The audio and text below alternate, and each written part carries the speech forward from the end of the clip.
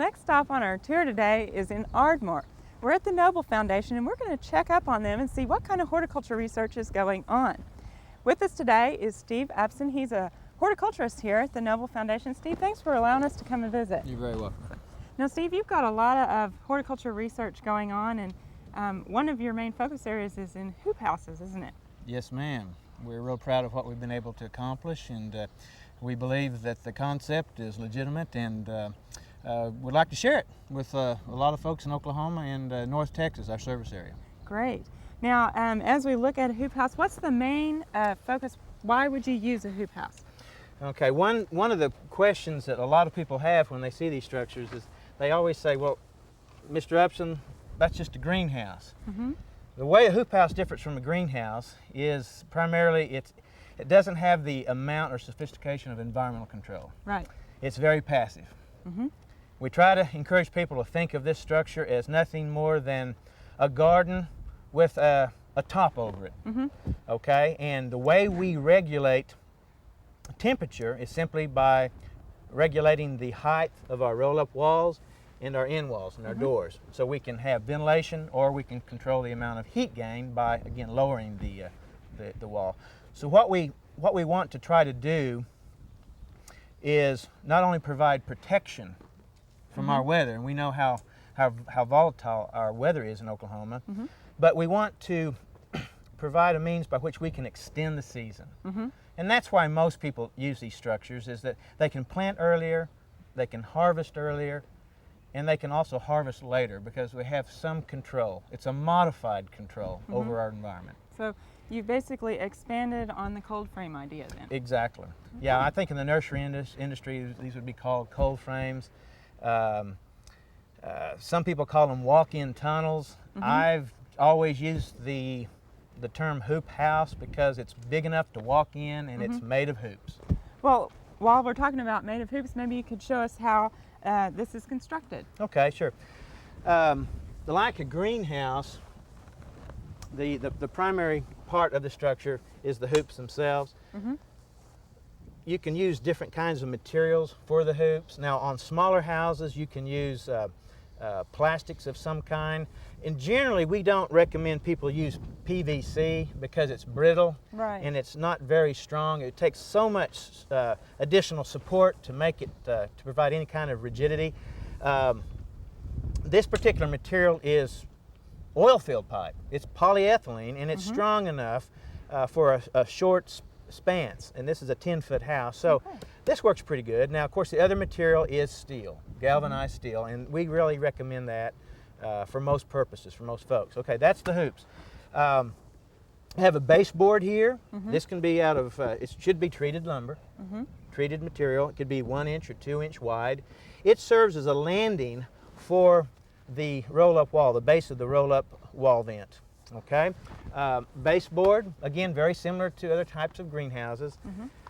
This is a point of attachment for the top, plus a point of attachment for the roll-up wall.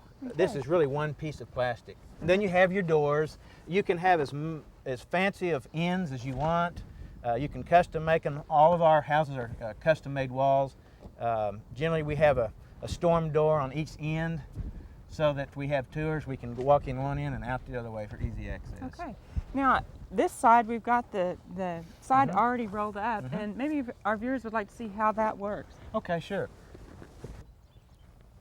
Now, this looks pretty easy to operate here. Yes, it's low tech, really.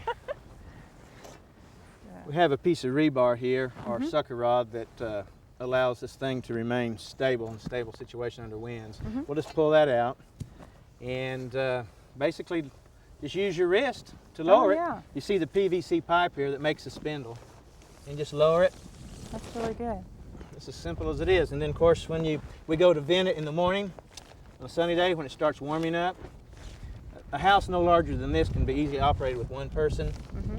It's important to attach the plastic uniformly on the end so it will roll up somewhat uniformly. And you also have these here to just keep it in close to the house. This particular material is drip irrigation Oh, pipe. It's nothing but drip tape's what we call it in the industry. okay.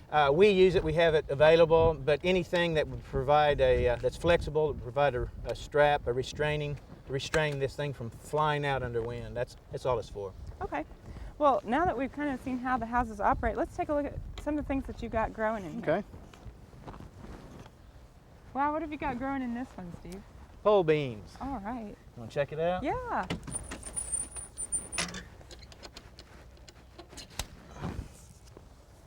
Oh, this is a Okay. nice setup.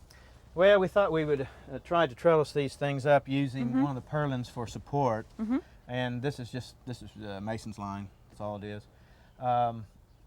For home gardens, something like this is very practical. Whether it would actually be something that would be justifiable, commercially, we don't Right. know. But Right. you can kind of get an idea how we've spaced the plants in the bed, and the beds are basically 3.3 feet in diameter and 30 feet long. Gives us 100 square foot of growing area in each bed. Now, I noticed that you use a lot of raised beds, and these are kind of unusual down here. This particular bed's made from recycled automobile tires. I don't know if you can see it, but Yeah. we've designed this, come up with a design, and we fabricate it in our shop, bring it out and install it in the house, fill it with soil and a growing medium, and plant in it. And one of the things that it does provide over lumber is it's longer lasting, and of course it's cheap. The materials are cheap. Right. You get the tires down at the used tire store when you get your tires replaced, and it just takes a little muscle power to put them together. But once you have your bed set up, they're there forever, I suspect. I think that's a good way to use some recyclable material. Amen. Yeah. So-